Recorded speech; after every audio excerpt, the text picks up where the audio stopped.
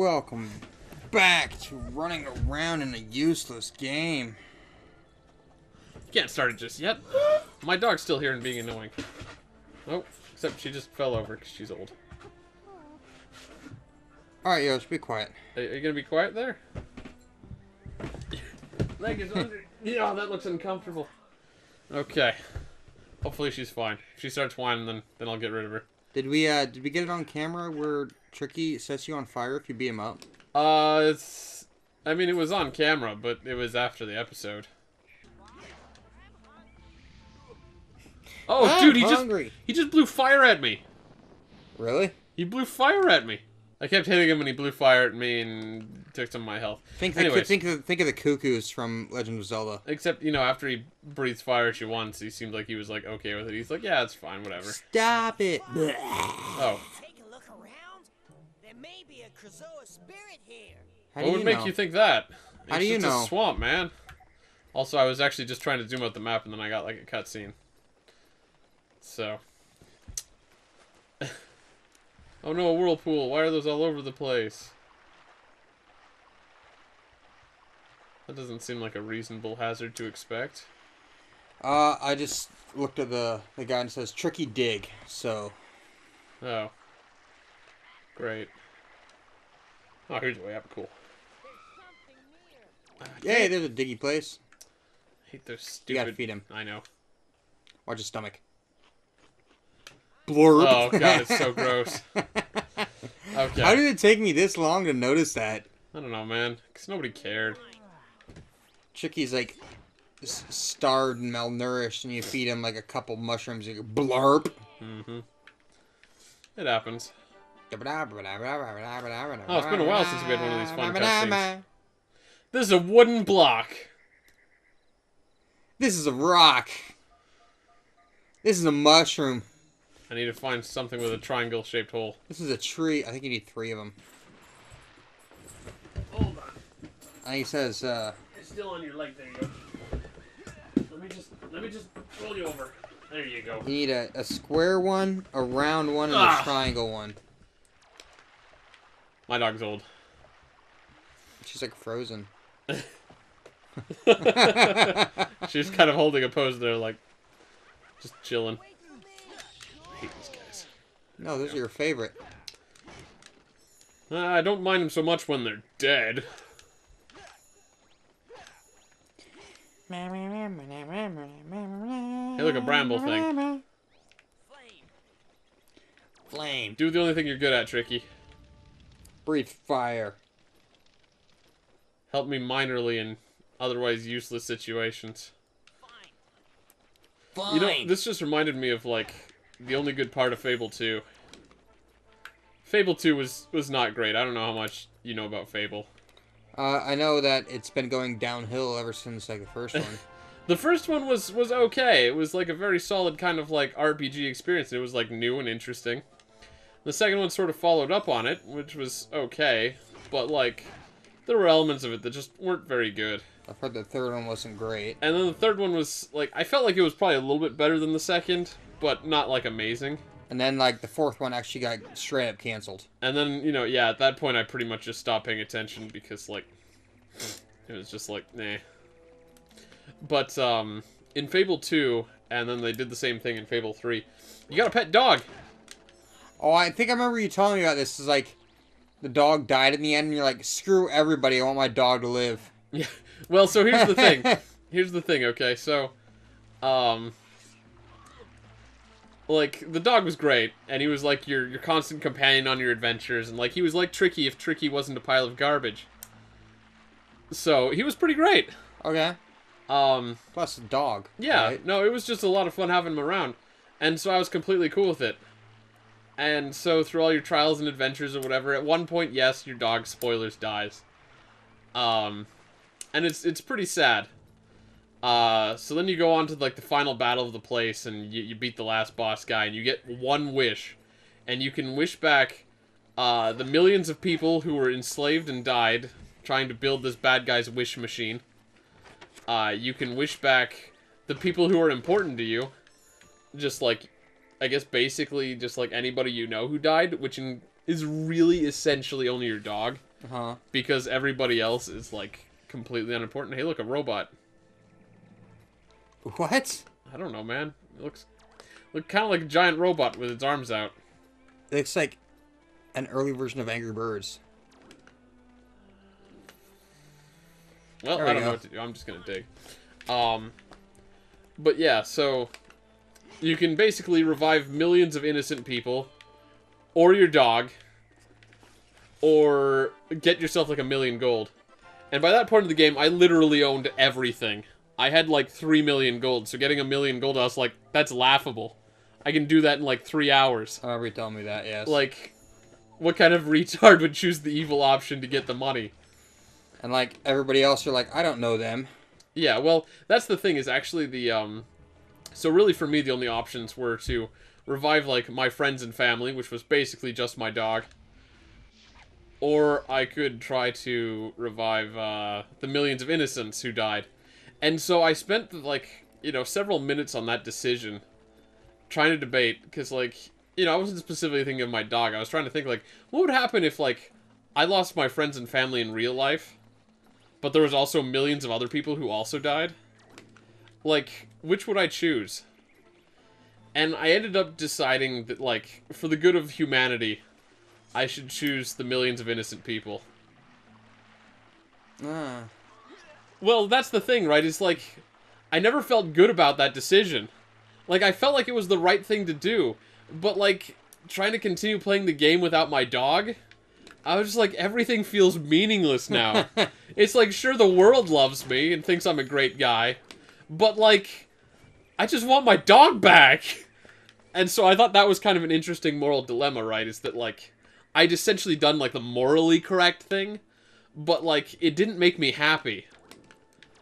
And, like, you know, maybe that's selfish sounding, but, like, I mean, you know how it is, right? You know, you like your friends and your family and your dogs. It's like, how could you possibly value 1,000,000 innocent people over the people you care about? Nobody would love you as much as a dog does, though. So, you know, it was just sort of this interesting thing for me there. And then at one point they added this expansion pack thing for Fable 2, where you could go to this new island area, and on that island there was a doghouse that you could only see if your dog had died. And so I could see it, and it was like, bring me a soul and get your dog back or something like that. I was like, done! And I grabbed the first hobo I could find, crammed it into the doghouse, sacrificed it for my dog. And I was like, shoot, man, I saved 1,000,000 people. I can sacrifice one hobo to get my happiness back. I would totally do that. Yeah, right? Like, in real life, I would totally do that. Okay, so I have the 3 blocks. Did you go- okay, I think I know where to put Did you them. go to the, I think I know where to the go. totem pole? Yeah, that's where I was gonna go.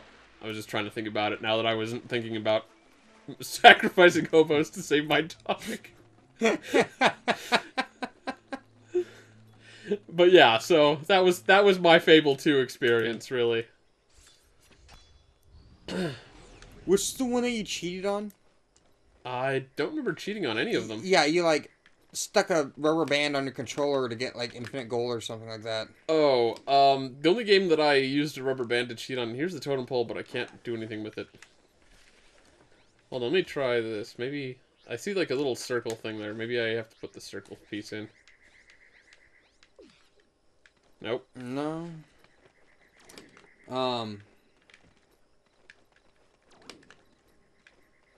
All 3 blocks.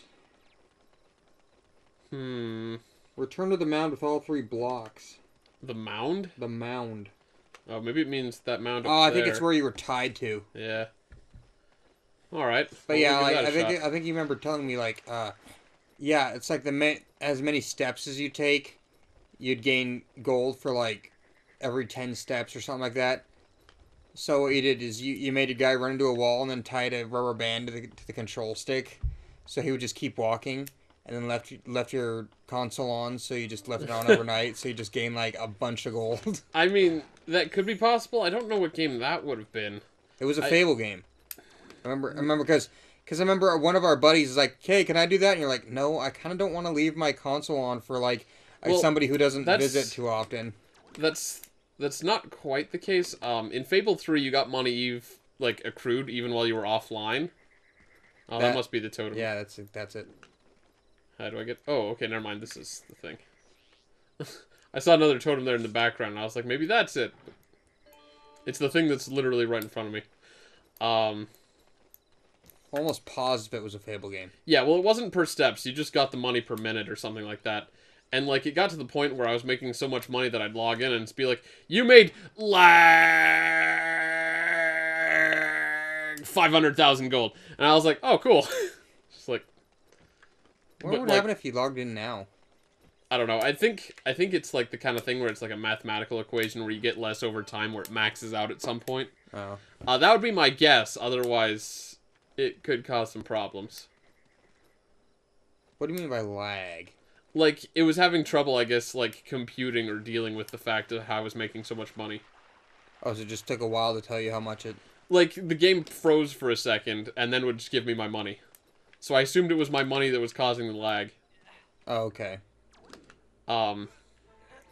But, yeah, like, I had a lot of money. Oh, God dang it. Can't activate this thing either.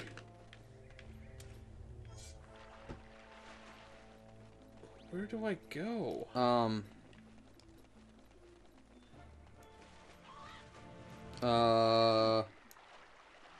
Head for the mound in the western section of the village.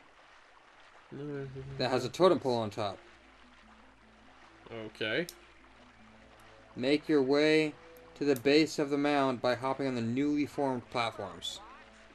Well, I mean, I would if I could figure out how to get up there.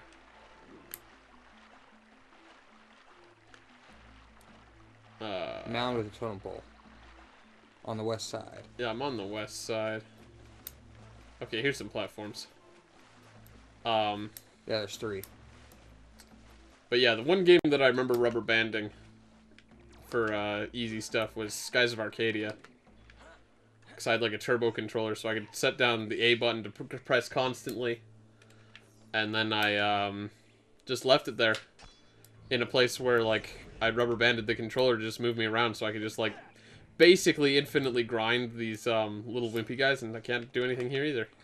I think you can explore more areas. Try that. Yes, yeah. But yeah, so I got a lot of EXP and stuff, and I kind of wish I didn't, like, in hindsight. Like, that game was actually really difficult. Like, the random encounters and stuff were pretty bad news. Which is why I did some grinding and stuff like that, just because I could. And I just didn't want to spend the many, many hours I would have to do it. But, like, you get way too powerful at the end of the game. If you get, like past level 90, you just get absurdly powerful in, like, the next 10 levels. Everything up to that is fairly linear. I don't think I've ever gotten past, like, 90 in, like, RPGs. It's not very common to do so. You normally have to go insane. I think, Or I think hacks. like the average was, like, 60 or 70 or something like that. Yeah, that's normally a good level for finishing a game at. I think... Well, then again, I don't play many RPGs. Yeah. I think I did, like, get crazy high in, Golden Sun, though. Sure. Just because I loved the encounters in that one, which is really uncommon. Oh, is he talking Yoda-like? I don't know. I think he's just an idiot. I want to set him on fire. Set him on fire now! He's like, you gotta do it now! It's peer pressure!